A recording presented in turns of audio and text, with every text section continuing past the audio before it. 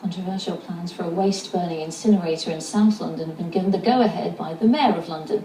The site will take over 300,000 tonnes of rubbish and turn it into energy for nearby homes. But campaigners say it looks ugly and could even pose a threat to health. This is the site in Sutton at the centre of a bitter planning battle over how we deal with our waste. It's known as Beddington farmlands, part of which is already used for landfill.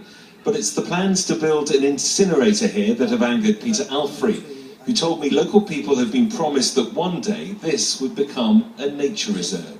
This shows the complete restoration plan with a mosaic of habitats of lakes and heathlands, meadowlands and wet grassland. And unfortunately, the incinerator is going to be built within the restoration area.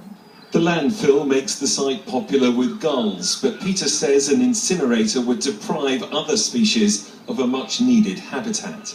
We're talking about birds like tree sparrow, talking about lapwing, yellow wagtail, redshank, iconic species of Beddington farmlands. Ironically, they found the refuge in the city and we need to protect them. This is how the developers Viridor envisage the new incinerator will look like. They insist the facility will only burn waste that can't be recycled.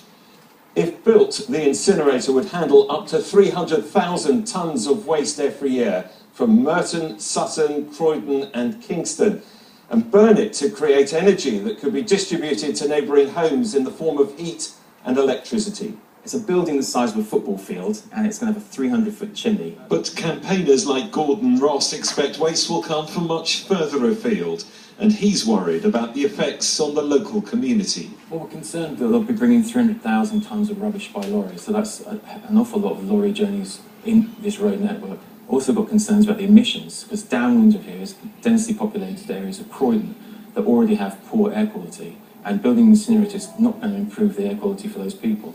But the issue appears to have divided local people. It's always in, NIMBY, not in my backyard, but it's got to be somewhere. You've got to get rid of the rubbish somehow. My thoughts and feelings are, no, it's not a good move, and yeah, I think they should do a rethink. But there's not a lot we can do about it. We bought that property in October and didn't know anything about it, and then we get a leaflet a few months later. Viridor says it's pleased the Mayor has now backed the plans, and Sutton Council promised the project will proceed sensitively.